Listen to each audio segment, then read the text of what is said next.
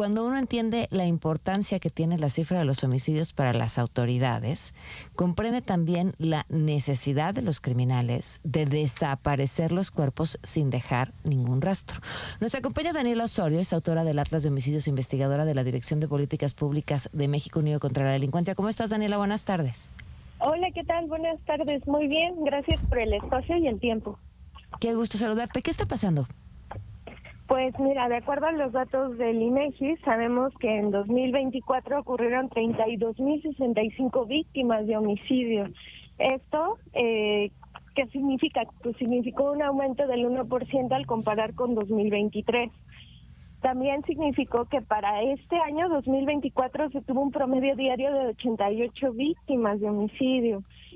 ¿Y por qué aumentó? ¿En qué entidades se presentaron aumentos? Pues 17 estados de los 32 tuvieron aumentos en su violencia, mientras que 15 tuvieron disminuciones. Las entidades federativas con mayores aumentos fueron Tabasco, Baja California Sur y Sinaloa. Que este estado, justo si les suena, Sinaloa, fue cuando comenzó el conflicto a finales de 2024 por la captura y entrega de grupos, de cabezas de grupos criminales en esta entidad. Ahora cuéntanos, ¿qué es lo que, cómo se están registrando las muertes en el país? ¿De dónde vienen estos datos que nos dan? ¿Y qué pasa con otras personas que también mueren a lo mejor por un asesinato y dónde las están poniendo? Sí, pues de hecho los datos del INEGI utilizan como fuentes de información las estadísticas de ministerios públicos, las actas de defunción, es decir, el registro civil y los datos de la Secretaría de Salud. Eso nos da tres fuentes para corroborar que efectivamente el reporte que tenemos de homicidios o de algún otro tipo de muerte violenta que ahorita voy a describir, pues es correcto, ¿no? ¿Y cuáles son los tipos de muertes violentas de las que conocemos información a través del INEGI? Pues son los homicidios, los accidentes, los suicidios, operaciones legales o de guerra y aquellas muertes en las que no fue posible identificar qué tipo de las anteriores de muertes violentas fue. Ok, pero a ver, entonces tienes estos datos del INEGI y tenemos los datos que presenta el Secretariado Ejecutivo, ¿no? Sí, justo. Sin ¿Qué embargo, encontramos? pues encontramos diferencias. Gracias a que el INEGI tiene estas tres fuentes de información y puede hacer la comparación, presenta un número distinto a la cantidad de muertes por homicidio que registra el secretariado. Y esto llama la atención porque el secretariado, su fuente de datos son las fiscalías y ministerios públicos. Cada que ocurre un homicidio, se debe de perseguir de oficio, no necesita de una denuncia. Entonces, en teoría, todos los homicidios deberían de estar registrados, pero al comparar estas dos fuentes encontramos diferencias significativas y por eso es que desde México Unido se realizó este informe con los datos del INEGI, ya que presentaba una mayor cantidad de información y por la comparativa de tres fuentes la hace muchísimo más confiable.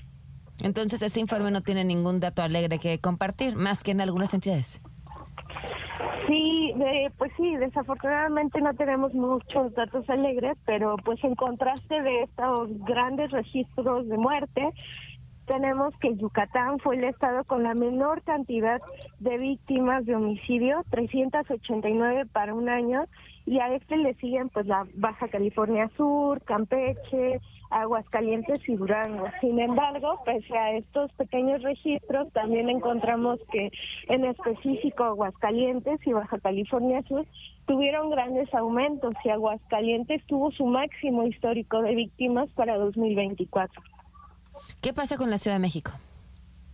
Pues la Ciudad de México en este análisis que hicimos, si bien no registró una gran cantidad de víctimas como Guanajuato, creemos en México Unido que todas las víctimas importan y de hecho presentó un crecimiento del 30% respecto a 2023 y en este estudio que hicimos de análisis especial, realizamos un análisis especial en el que encontramos algún tipo de puntos llamativos, por decirlo de alguna forma, en Ciudad de México, y es que anteriormente en 2023 realizaban un uso excesivo de las muertes con intencionalidad no determinada, y a partir de 2024 se observan disminuciones. Entonces, ¿qué está pasando con los registros en Ciudad de México? ¿Por qué había tantos casos de víctimas a los cuales no se pudo determinar cuál fue su tipo de muerte, pero sí hubo bajas en los homicidios? Entonces, aquí hay varias dudas que debería de poder contestar el gobierno y autoridades. Pues sí, es la respuesta de siempre. Los datos no mienten, pero se puede mentir muchísimo con los datos. Daniela, muchísimas gracias por acompañarnos. No, a ustedes muchas gracias, y a ti por el espacio y el tiempo, y ya solo les invito a consultar toda esta información que está de descarga gratuita y consulta en el micrositio de México Unido contra la Delincuencia. Muchísimas gracias. Daniela Osorio, autora del Atlas de Homicidios e investigadora de la Dirección de Políticas Públicas de México Unido contra la Delincuencia. Gracias, Daniela.